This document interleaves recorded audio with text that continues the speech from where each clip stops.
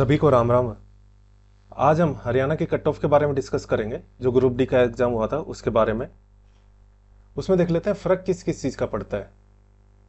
एक तो ये एग्ज़ाम 8.5 लाख स्टूडेंट्स ने दिया था, और एग्ज़ाम का जो भी लेवल था, चाहे 21 तारीख के लेवल की बात करें मॉर्निंग शिफ्ट इवनिंग शिफ्ट, और 22 का भी मॉर्निंग इवनिंग शिफ्ट की बात करें, तो एग्ज़ाम के लेवल में बहुत ज़्यादा कुछ ऐसा फ़र्क नहीं था।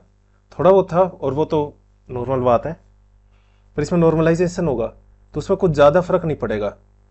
ज़्यादा से ज़्यादा 1 2 या मैक्सिमम 3 नंबर तक का फ़र्क पड़ जाएगा, इससे ज़्यादा फ़र्क नहीं पड़ेगा। अब जैसे देखें, 21 की इवनिंग शिफ्ट थी, वो थोड़ी बहुत हार्ड आई थी। और बात करें 21 की जो मॉर्निंग शिफ्ट थी, अब उनको तो पता ही नहीं था कि एग्ज़ाम किस लेवल का आएगा, क्या रहेगा एग्ज़ाम में, तो उनके लिए तो पूरा पूरा सरप्राइज ही था। और बात करें 22 वालों की, तो इनको तो टॉपिक्स और पैटर्न सब कुछ पता चली गया था। जो भी इसमें मॉर्निंग इवनिंग था, पता तो 21 वालों को भी चल गया था, पर उनके पास इतना टाइम नहीं था कि वे पूरी प्रिपरेशन फिर से कर पाएँ, या थोड़े बहुत क्वेश्चन देखे होंगे, कुछ क्वेश्चन का हो सकता है फ़र्क भी पड़ गया हो अगर वे आखिर तक लगे रहे होंगे तो। पर 22 वालों को इसका बेनिफिट हुआ था, जो उठा पाए होंगे बेनिफिट उनको मिला भी होगा, क्योंकि क्वेश्चन काफ़ी सिमिलर थे, टॉपिक से रिपीट थे, क्वेश्चन भी कुछ हद तक रिपीट ही थे।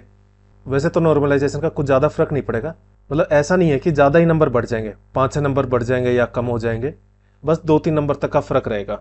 अब बात करते हैं सबसे ज़्यादा किस फैक्टर का फर्क पड़ेगा। जो ग्रुप सी का एग्ज़ाम है, इसका काफ़ी ज़्यादा फर्क पड़ेगा, क्योंकि अगर इसकी ज्वाइनिंग पहले करवा देते हैं तो कट ऑफ में कम से कम 6 7 7 8 नंबर तक का फर्क आपको दिख जाएगा। अब जैसे जो सी के टॉपर है, अब एज्यूम कर लेते हैं कि सभी ने तो एग्ज़ाम नहीं दिया है, पर 10 12 हज़ार ने तो दिया ही है एग्ज़ाम। क्योंकि मान लो 30 हज़ार ने भी CET दिया था, दोनों में 30 35 इतने इतने ही थे मैक्सिमम, दोनों में 30 हज़ार से 35 हज़ार ऊपर ऊपर के इतने ही थे, अराउंड मान लेते हैं 30 हज़ार थे। अब इनकी तो अच्छी तैयारी थी ना, और ये उसके बाद भी लगे रहे होंगे, इनको तो भरोसा था नहीं ग्रुप सी का कब ज्वाइनिंग होगी क्या होगा, कुछ दिन आराम भी कर लिया होगा, तो भी ग्रुप डी पे लग पड़े थे ये। इसके अलावा भी जो स्टूडेंट जिनका इन 30 हज़ार में नंबर नहीं आया था, सिर्फ पॉइंट से ही रहे हो, क्योंकि लास्ट में क्या होता है, एक एक पॉइंट पे आपको हज़ार हज़ार स्टूडेंट्स मिल जाएंगे। ऊपर की तरफ कम स्टूडेंट रहते हैं, पर जैसे जैसे नीचे की तरफ जाओगे नंबर में, तो पॉइंट पॉइंट पे हज़ार हज़ार स्टूडेंट मिल जाएंगे आपको। तो काफ़ी स्टूडेंट रहते हैं जिनकी तैयारी भी थी, पर इसमें नाम नहीं आया था। अब ये तो मान के चलो कि जो टॉप 50 हज़ार के स्टूडेंट थे, उनकी तैयारी तो अच्छी ही थी ना, और वे सोच भी रहे थे कि हो सकता है उनका नाम आ जाए ग्रुप सी के लिए, तो वे उसके बाद भी लगे हुए ही थे। अब उसमें नाम नहीं आया तो ग्रुप डी के लिए वे लगे हुए थे।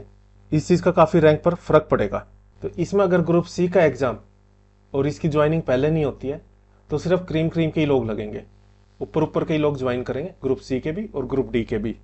अब आपको कट ऑफ बताता हूँ, अगर ग्रुप सी की ज्वाइनिंग नहीं हुई तो कट ऑफ क्या रहने के चांसेस हैं। जनरल की कट ऑफ, इसके चांसेस हैं 73 to 77 इसके आसपास रहने के। और EWS की बात करें तो ज़्यादा नंबर का फ़र्क नहीं पड़ता है, बस ज़्यादा से ज़्यादा 1 नंबर का फ़र्क पड़ेगा, इतना ही फ़र्क पड़ता है, तो इसका आ जाएगा 72 to 72 से 76 तक। BCB और EWS इनका सेम ही रहता है, इसका भी 72 से 76 के आसपास कट ऑफ रहेगी। BCA की बात करें तो इसके चांसेस हैं 67 से 71 तक कट ऑफ के। SC, इसके 64 से लेके 68 तक कट ऑफ रहने के चांसेस हैं।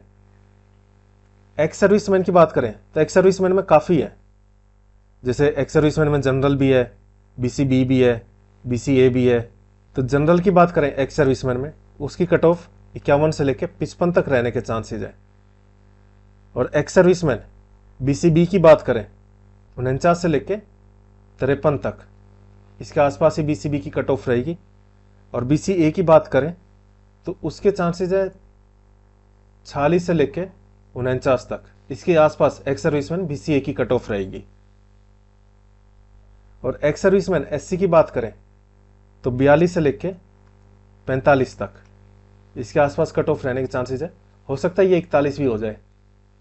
अगर फिजिकल हैंडीकैप की बात करें तो जो HH है उनकी कट ऑफ 62 से 64 के बीच में रहने के चांसेस है।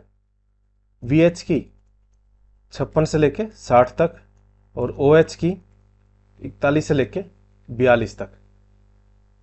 पर अगर ग्रुप सी का एग्ज़ाम हो जाता है, ज्वाइनिंग हो जाती है, अब उनसे ये भी एक्सपेक्ट करना थोड़ा सा बेईमानी होगी कि वे ग्रुप सी का ही एग्ज़ाम दे रहे हैं तो ग्रुप डी की ज्वाइनिंग ना करें, क्योंकि उनको भी जब तक ज्वाइनिंग नहीं हो जाती कोई भरोसा नहीं कर सकता कि ग्रुप सी की ज्वाइनिंग हो ही जाएगी। तो अगर ग्रुप सी की ज्वाइनिंग नहीं होती है तो वे ग्रुप डी की ज्वाइनिंग तो लेंगे ही। ये मान के चलो ग्रुप डी की ज्वाइनिंग वे लेंगे अगर ग्रुप सी उनका फाइनल नहीं हो पाता है तो। पर अगर ग्रुप सी का फाइनल हो जाता है तो वे ग्रुप डी की तरफ देखेंगे भी नहीं। ठीक है ना। तो उस टाइम ये सिर्फ ग्रुप डी वालों के लिए पोस्ट बचेगी। इसके अलावा जिनका ग्रुप सी में नहीं हो पाया, अब सीधी बात है उन्होंने ग्रुप डी का भी एग्जाम दिया है और वे भी इस पोस्ट को छोड़ेंगे नहीं। हर कोई इस टाइम पे एक जॉब तो चाहता ही है। अगर ग्रुप सी का एग्जाम, बचे हुए जो भी एग्जाम है वो पहले हो जाते हैं और ज्वाइनिंग पहले हो जाती है ग्रुप सी की, तो जनरल की कट ऑफ इसके चांसेस हो जाएंगे 67 से लेके 70 के आसपास रहने के। और ईडब्ल्यूएस की 66 से लेके 69 तक, एक एक नंबर ही कम होता है। और सेम बीसीबी की भी 66 से लेके 69 तक। और बीसीए की बात करें तो 62 से लेके 65 तक के चांसेस हैं। और एससी के इसके भी 60 से लेके 64 तक रहने के चांसेस हैं। इसी हिसाब से आप एक्स सर्विसमैन और फिजिकल हैंडीकैप की भी कट ऑफ आप चेक कर लेना।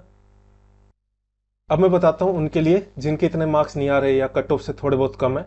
अब जिनके इतने मार्क्स नहीं बन रहे हैं वे आगे के लिए क्या कर सकते हैं।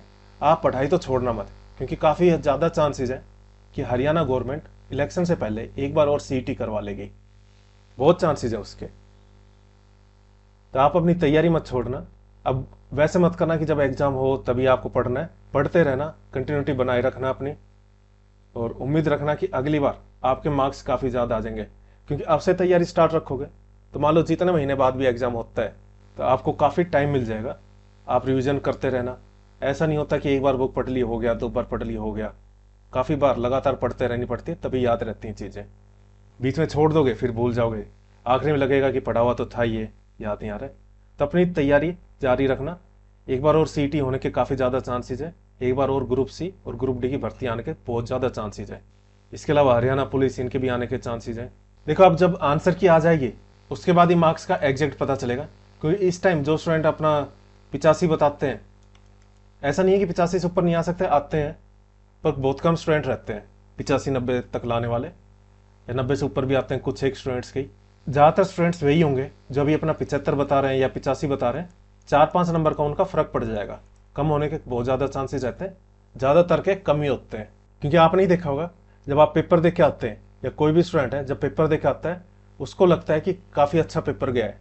मतलब ये दिमाग में नहीं आता कि मेरे इतने गलत हो सकते हैं। उसको लगता है ये भी ठीक है, ये भी ठीक है, कुछ तुक्के मारे वो भी ठीक ही हो जाएंगे। जब आप बाहर निकल के आंसर की देखते हो तो हमेशा कुछ ना कुछ मार्क्स कम ही होते हैं। ये जो भी रीजन रहते हो, पर जब तक आंसर की आती है तब तक 4-5 मार्क्स कम होने के चांसेस बहुत ज़्यादा रहते हैं। ज़्यादातर स्टूडेंट्स के इतने कम हो जाते हैं, तो उसका भी कट ऑफ पे फर्क पड़ता है। बाकी आपको ग्रुप डी की कट ऑफ के लिए बेस्ट ऑफ लक। उम्मीद करता हूँ आपका सिलेक्शन हो जाए। इस वीडियो में इतना ही। Thank you. जय हिंद, जय भारत।